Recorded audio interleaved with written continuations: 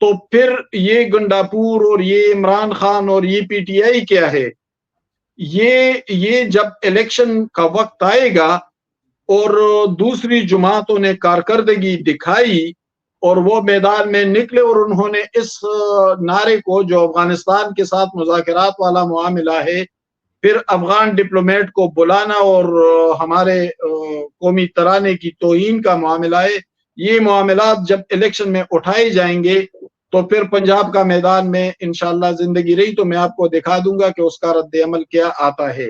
اور پھر ان حالات میں وہ جاتے ہیں اور پھر پنجاب میں، لاہور میں جلسے کا اعلان کر رہے ہیں کہ افغانستان کے ساتھ بات چیت کا بھی کہہ رہے ہیں، جو انہیں اختیاری حاصل نہیں ہے ایک صوبائی حکومت یا وفاق کے ایک اکائی کی حیثیت سے۔ وہ افغان ڈپلومیٹ کو بھی ساتھ بٹھا رہے ہیں اور وہ قومی ترانے کی توہین کرتے ہیں۔ وہ ترنول میں کھڑے ہو کر اسٹیبلشمنٹ اور ہر مخالف کے حوالے سے انتہائی قابل اعتراض باتیں بھی کرتے ہیں۔ اور پھر پنجاب کے ساتھ گزشتہ 1-2 سال میں جو کچھ ہوا پی ٹی آئی میں، تو اقتدار تو پختونخوا میں ملے گا، اہمیت پختونخوا کو ملے گی، لیڈرشپ پختونخوا سے آئے گی، کرپشن پختونخوا میں ہوگی، اربوں روپے یہ لوگ ڈکار جائیں گے، گندم سکینڈل سے لے کر میڈیسن تک ان کے منسٹر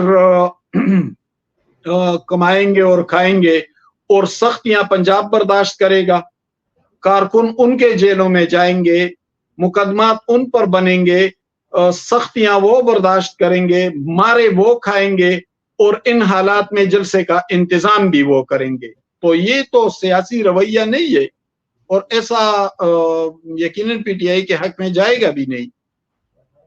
صحیح، بالکل ٹھیک۔ ابھی آپ نے کرپشن کی بات کی، کل سے ٹویٹ چل رہی ہے ایڈیٹر جنرل کے رپورٹ کے مطابق کوئی 2800 ارب روپے کی خرد برد ہے کے پی کے میں۔ ہو سکتا ہے کہ اتنی بڑی خرد برد ہو؟ دیکھیں زندیلا صاحب، میں نے ایک سکینڈل کو بریک کیا تھا، اگر آپ کو یاد ہو، گندم سکینڈل جی۔ اور یہ جو منسٹر ہیں ظاہر شاہ تورو، یہ پہلے پیپلز پارٹی میں تھے، یہ عاطف خان گروپ سے ان کا تعلق ہے۔ عاطف خان کو ابھی حال ہی میں مردان کی صدارت سے بھی گنڈاپور نے ہٹایا، کسی اور کو بنایا، اور اس کے باوجود بھی عاطف خان آج گنڈاپور کے ساتھ کھڑے ہیں قومی بحیثیت ممبر قومی اسمبلی۔ تو کیوں کھڑے ہیں؟ اس لیے کھڑے ہیں کہ یہ جو اس کے گروپ کے ظاہر شاہ تورو جو ہے، جو منسٹر فوڈ ہے پختونخوا کے، 29 ارب کی گندم خریدی گئی پنجاب سے، اور اس میں 5 ارب سے زیادہ گھپلا تھا۔ یعنی وہاں جو قیمت خریدی گئی وہ یہاں صوبے میں ایک اور قیمت رکھی گئی کہ اس قیمت پر خریدی، اور اس میں 5 ارب سے زائد گھپلا تھا۔ یہ صرف میں گندم کی بات کر رہا ہوں۔ اس کے علاوہ پوسٹنگ، ٹرانسفرز، ٹھیکو، لیزز، یہ سب کچھ جو کچھ ہو رہا ہے، تو میں تو حیران ہوں کہ 28 ارب تو وہاں 2-3 مہینے میں کرپشن ہوئی ہے، اس سے زیادہ یہ بہت کم ہے۔ میں پختونخوا کا رہائشی ہوں اور میں پشاور میں طویل عرصے تک صحافت کر چکا ہوں، میں جانتا ہوں وہاں کے ڈائنامکس کو اور وہاں کے سیاسی لوگوں کو بھی، اور اس حکومت کے بارے میں بھی وقت وقت تجزیہ کرتا ہوں۔ 28 ارب بہت کم ہے سر، یہ بہت زیادہ ہے۔ تو یہ تو جب معاملات سامنے آئیں گے، میں کچھ ایسی کرپشن ہے کہ میں یہاں بتا نہیں سکتا، مجھے حیا آتی ہے کہ ہمارے ایک صحافی دوست نے تو یوں بھی کیا تھا کہ یہ جو ہاسپٹلز کو یا کچھ جگہوں کو کنڈوم سپلائی کیے جاتے تھے حکومت کی طرف، اس میں بھی کرپشن ہوئی تھی۔ تو پھر آپ اندازہ لگا لیں کہ وہاں پر کرپشن کا کیا معیار ہے۔ گنڈاپور کے بھائی فیصل امین گنڈاپور کے حوالے سے یہ باتیں گردش میں ہیں کہ خیبر پختونخوا، یہ پشاور میں ایک شامی روڈ ہے، بہت پوش ایریا ہے، وہاں ایک بنگلے کے حوالے سے بات ہو رہی ہے کہ شام کے بعد وہاں باقاعدہ بولیاں لگتی ہیں، فیصل امین گنڈاپور خود آتے ہیں۔ اور یہ تو ہم نہیں کہہ رہے ہیں، یہ تو جب شکیل خان کو ہٹایا گیا، جو CNW کے منسٹر تھے، تو اس نے خود اپنی حکومت پر کرپشن کے الزامات لگائے. میں نے یا آپ نے تو نہیں لگائے، وہ تو ان کے منسٹر نے کہا کہ کرپشن ہو رہی ہے. اور پھر 2 بیوروکریٹس کی بات آئی کہ CNW کا سیکٹری شکیل خان ایک کو لگانا چاہتا تھا، لیکن گنڈاپور برادران ایک اور بیوروکریٹ کو میدان میں اتار لائے اور کہا گیا کہ یہ سودا 15 کروڑ پر طے پا چکا تھا. تو جب یہ صورتحال ہو، ان کے اپنے MNA جنید اکبر خان نے ٹویٹ کیا، میڈیا کو بتایا کہ ہماری گورننس کافی خراب ہے اور بہت بڑی کرپشن ہو رہی ہے. عمران خان نے اس پر 3 رکنی کمیٹی بھی بنا دی تھی، اور پھر گنڈاپور نے اسی جنید اکبر کو کمیٹی میں سے بھی نکال دیا تھا. تو یہ تو صورتحال ہے. تو 28 ارب تو کچھ بھی نہیں ہے. 250 ارب کچھ بھی نہیں ہے. بالکل ٹھیک ہے. قائد صاحب جا رہے ہیں یا رہیں گے سر؟ دیکھیں، اس وقت میرے خیال میں یہ بات زیادہ اہم نہیں ہے کہ قاضی صاحب رہیں گے یا جسٹس منصور علی شاہ بنیں گے یا کوئی اور بنیں گے. اس وقت اہم بات یہ ہے کہ آئینی ترامیم آئیں گے تو اس میں کیا ہوگا، اور کیا پارلیمان اپنی بالادستی کے لیے آگے بڑھے گا، اور کیا جو عدالتی تاریخ ہے تو اس تاریخ سے پارلیمان خود کو بھی اور عدالتی نظام کو بھی چھٹکارا دلانے میں کامیاب ہو جائے گا، یا خدا نخواستہ نہیں ہوگا. البتہ جو کانسٹیٹیوشنل کورٹ کے حوالے سے بات ہو رہی ہے تو وہ بہت ضروری ہے، کیونکہ اس وقت 55,000 سے 60,000 تک کیسز سپریم کورٹ میں پینڈنگ ہے، جبکہ عدالتی نظام آپ کا اس لیول پر آ چکا ہے کہ 27 لاکھ کے قریب کیسز پینڈنگ ہے بحیثیت مجموعی. تو کانسٹیٹیوشنل کورٹ بنے گا تو میرے خیال میں اس سے بڑی بہتری آئے گی کہ ایک تو آئینی معاملات پر کنسنٹریشن بھی بڑھ جائے گی، اور ججز یا جو تاریخ رہی ہے اس بلیک میلنگ سے بھی چھٹکارا ملے گا. وہ اس کو قاضی فائزیسا لیڈ کرے یا کوئی اور لیڈ کرے. یہ آپ نے جو بلیک میلنگ والی بات کی ہے، آج سردار ایاز صادق صاحب نے جو الیکشن کمیشن کو خط لکھا ہے، اور یہ جو ارکان ہیں ظاہر ہے وہ اگر وہ دوبارہ پاکستان تحریک انصاف میں جاتے ہیں تو یہ فلور کراسنگ ہوگی. تو اگر یہ سیٹیں نون لیگ کو ملتی ہیں تو پھر مولانا صاحب والی بھی آپشن تو ختم ہو جائے گی اس چیز کے لیے.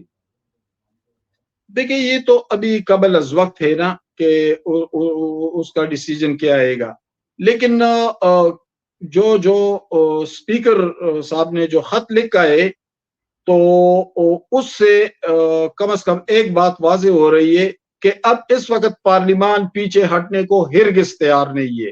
دیکھیں، ہندوستان میں ایک جج نے فیصلہ دیا تھا، ایک ممبر کو معطل کر دیا تھا اسپیکر نے، اور جج نے اس کو بحال کر دیا، لیکن اسپیکر نے کہا میں بحال نہیں کروں گا. یہ کون ہوتا ہے؟ یہ میں کسٹوڈین آف دا ہاؤس ہوں، میں فیصلہ کروں گا، یہ جج فیصلہ نہیں کرے گا. وہ ڈٹ گیا تھا اور پھر معاملہ بہت طول بھی پکڑ گیا تھا اور بالآخر جج کو معافی مانگنی پڑی تھی. تو بھائی ٹھیک ہے، عدالت یا ججز ہمارے لیے محترم ہے، لیکن ہمارے لیے پارلیمان ہی بالادست رہے گا. ہم پارلیمان کی بات کو اولیت اور فوقیت دیں گے، اس کے بعد ہم کسی عدالت یا کسی جج کی بات پر توجہ دیں گے. اور اس فکر کے لیے، اس نظریے کے لیے پارلیمنٹ نے آستینے چڑھا لیے اور پارلیمنٹ پیچھے ہرگز نہیں ہٹے گا. یہ مولانا فضل الرحمان، یہ پیپلز پارٹی، یہ مسلم لیگ، حتیٰ کہ یہ PTI بھی بعد میں، یہ سب نے مل کر آگے بڑھنا ہے. اور اس وقت کوئی دورائے اس میں نہیں ہے کہ پارلیمنٹ پیچھے ہٹے گا، پارلیمنٹ آگے ہی بڑھے گا. اور آج اس خط سے آغاز ہو گیا ہے، اس کا آغاز ہو گیا. آپ یہ بھی خبر دے رہے ہیں، بتا رہے ہیں کہ پاکستان تحریک انصاف بھی بیٹھ سکتی ہے، اور ظاہر 18ویں ترمیم کی طرح کے متفقہ طور پر بھی یہ ترامیم پاس ہو سکتی ہیں اگر پارلیمنٹ اس لیول پہ آ جاتی ہے. تو دیکھیں PTI کے بارے میں میری خوش فہمی کے لئے، لیکن میں سمجھ رہا ہوں کہ PTI بھی اس وقت ذرا میچورٹی گین کر رہی ہے. ابھی 2 یا 3 دن پہلے اسد کیسر نے جو تقریر کی تھی پارلیمان میں، تو وہ पहले से जरा हट कर थी, कदर मिचेवर तकरीर थी।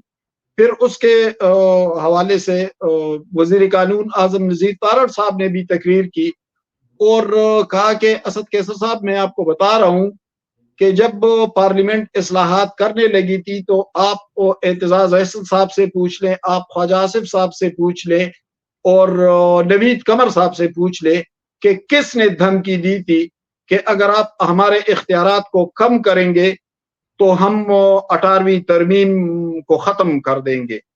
तो जब ये तारीख हो और इस्लाहात भी न हो तो क्या हमने हमेशा एक वहशी मुआशरे की तरह रहना है या हमने एक मुहज़्ज़ब कौम की तरह आगे भी बढ़ना है? भाई, डरने की ज़रूरत हिरगिज़ नहीं है और न कोई डर रहा है। जो कुछ हुआ इमरान खान की हमायत में, जो कुछ हुआ एक सियासी जमात की हमदर्दी के लिए, गुड टू सी यू से लेकर हाय राफिया तक के मामलात भी हैं, काले भोंडों के मामलात भी है। ये एक सामने की हकीकत है, इससे हम इनकार नहीं कर सकते। तो इन तमाम मामलात के बतन से कम अज कम पार्लियामेंट का शऊर और अवामी शऊर और इंटेलिजेंशिया का शऊर जाग उठा है और अब वापसी का कोई रास्ता नहीं है। बड़ी पॉजिटिव बात आप कर रहे हैं और बार बार कर रहे हैं कि पार्लियामेंट अपने हुकूक के लिए जाग खड़ी हुई। मेरे आखिरी दो सवाल हैं। एक तो ये बताइए कि आज एक और अपडेट होगी, हुकूमत ने प्रोसीजर ये जो था बिल कमेटी, इसके में भी कुछ तब्दीलियां करने के बारे में क्या क्या तब्दीली हो सकती है ये जो पहले से हुकूमत ने?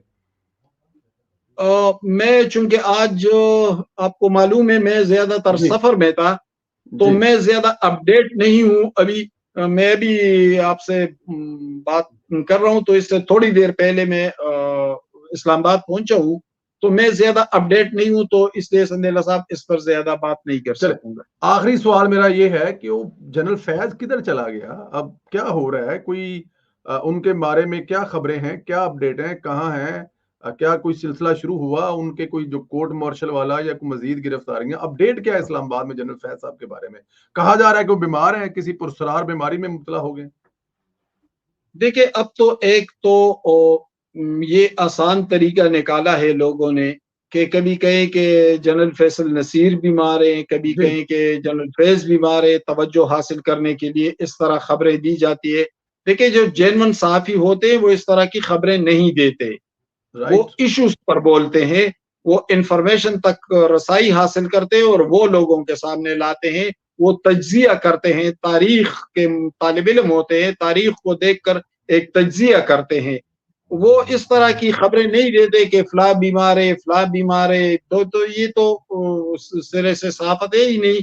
रही फैज हमीद की बात, जी दो बातों से फौज पीछे हटेगी तो उसकी बका सवालिया निशान बन जाएगी। एक जनरल फैज हमीद और एक 9 मई, क्योंकि इस पे एक ऐसा कंसेंसस डेवलप हो चुका है, इस पे लोगों के ऐसे जहन बन चुके हैं कि वो फौज के हमदर्दी में खड़े हैं अवाम, और उन्होंने अपना रोया अपना रोना भी लोगों के सामने रोया था कि ये देखे इस इमारत से आग उठ रही है, इससे धुआं उठ रहा है, ये तो हम हमें आपको बुलाते रहे ना बार बार। दिखाते रहे। फिर फैज हमीद के हवाले से भी जो फौजी तर्जुमान का बयान सामने आया तो उन्हें उससे तो ये साबित हो रहा था कि 9 मई के आर्किटेक्ट भी यही शख्स थे।